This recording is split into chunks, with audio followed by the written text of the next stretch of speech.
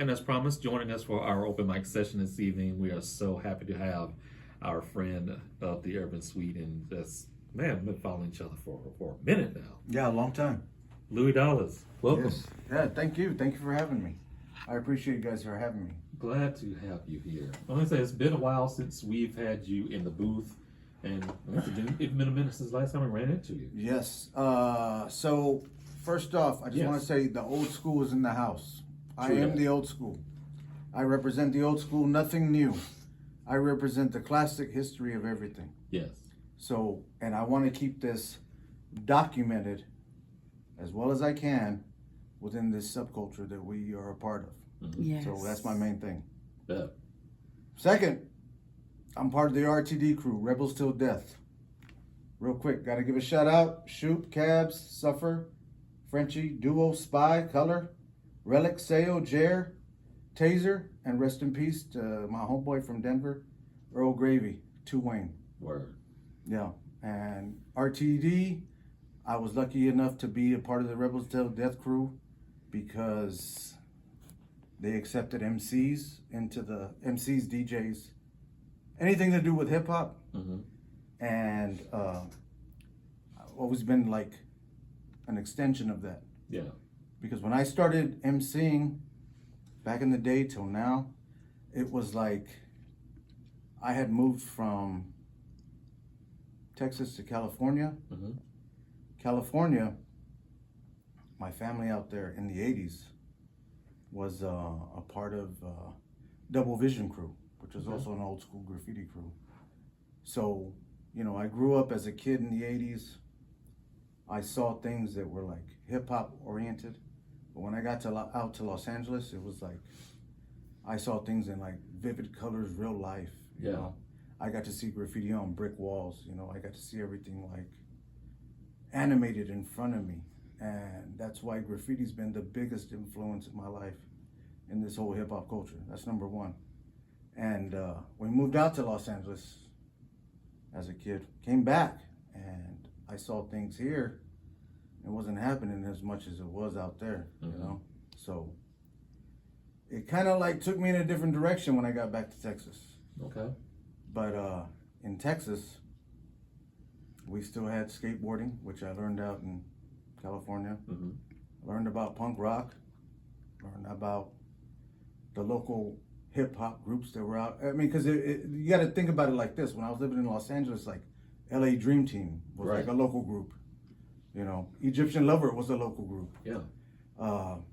Came back here and discovered about music from San Antonio, where they had their local favorites and their local heroes. And I was like, wow, this is really happening, you know? I mean, first off, I discovered like the Ghetto Boys. Yeah. I'm a huge fan of anything Rap-A-Lot. Rap-A-Lot is like my favorite. But I also did discover like Twice the Power, PKO, Crazy Posse, C. Studville. Yes. Spooky G and Blackjack. Yes. Okay. You know what I mean? Those are the guys, Southern Merchandise. Yeah. Yep. Tribe 46, Mm-hmm. Brown Tribe, Mm-hmm. Mackay Crew, Yes. Poker Face, one of my favorite MCs. Yeah. Still looking for his cassette, Poker Face. Black Ice, one of my favorites though, ever, Mad One. Yeah. Yes. Mad One is my favorite. We got to say he's probably the top of our list too. Mad One's been king to me for a long time. Like, and I remember watching him before I was even involved in anything hip hop. Like, he was doing stuff to where like he was just doing shows, like just being himself. You know, just doing anything and everything. And to me, he just always stood out. And he stood the test of time through a lot of these decades that I saw as a kid growing up. Like, and I was like, you know, I had just moved back from California and I saw all this stuff and I was like, Mad One's always been like right on top. He's always been like best project that he ever did. My personal favorite best project that he did, Benjamin Heights. Yes. Yes. The first album. Yes. The first album. So good. I love that album. That is a visual ride. Yeah. You see everything he's talking about. It's amazing.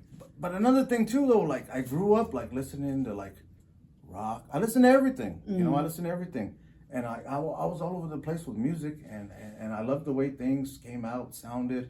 There was a lot of things that I wanted to get involved in. And like, I was a fan of a lot of the people that I just mentioned, even more than anything else that I was doing at the time. So I sat back and I watched a lot of things happen for a long time. Yeah.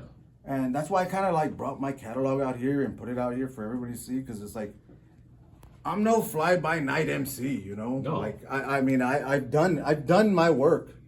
I've studied. I've watched these like legends, you know, Lil Sin, City Slick P, you know, Sweet Pea. Yes. There was a lot of people here in town that were doing stuff, and I was like, they're OG to me. And now, like that, I'm a little older. I'm OG to them, but they're still doing stuff I'm not. You know what I mean? And I just was a big fan of a lot of things happening out there in the streets of San Antonio, and it's like it meant a lot, you know, because.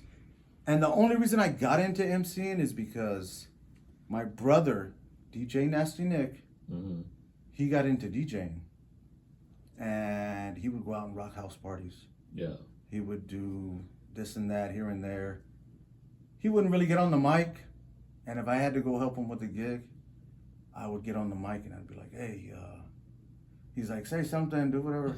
So, you know, kind of like the old reggae style chant and toast and do whatever you got to do.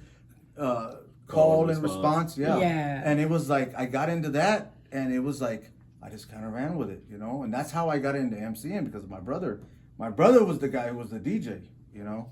Man. He was the guy who was spinning records, you know, on like no-name turntables, to where he actually got a pair of Technique 1200s, you know, and he was doing that. Like my brother Nasty Nick, he was the one doing it.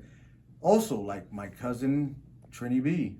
Shout out to Trini B. And he was an old KSYM DJ here, you know, and he used to do hip-hop all day on Saturdays, all day.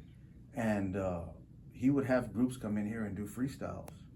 Well, when it was over there at the old spot. House, in the house. Yeah, that house that was over there. Yeah. He used to do that, and they would have, you could listen to hip hop all day. And it was like AK was on in the evening. Earl the Pearl from PKO was on. It was Alamo City Productions doing stuff. There was a lot of stuff going on back in the day where it was like, it was just the foundation for everything that I like fell in love with. Yeah. So it was just like, all this stuff started to happen, and it was just like, wow, you know, I wanted to be a part of it. That's what I wanted to do. Yeah. And I think my brother pushing me into that, like, hey, get on the mic, do something, made it like easier for me to be, because I never was afraid to get on the mic. It was just kind of like, hey, go out there and do your thing. So I would like, yo, you know, and then it was like, once I got more involved, got a little more organized, it was like, that's when I'm going to like follow everybody that I saw, you know. Because like I said, I was going to shows, watching people through my cousin Trini B and my brother, because, you know, I'm an old skateboarder, old punk rocker, old new waver, old hip hop guy. But, you know, I grew up mixed with all these emotions that I had to like release. Yeah.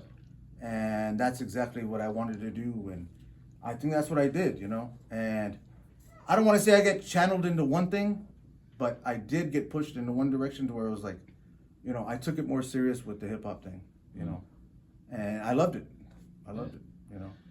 Let's get into some music right now. Let's go ahead. We're going to get back into the conversation. Okay. Hey, y'all, stay tuned. In this block of music, man, I'm going to feature music that you're all over. Sounds good. I'm going to get into a track from Hated Family and also a track from Cryonics, but let's go ahead and get into a track from Louie Dollars. This is Limits. Do not go anywhere. More coming up. This is the Urban Suite KSYM San Antonio College Radio.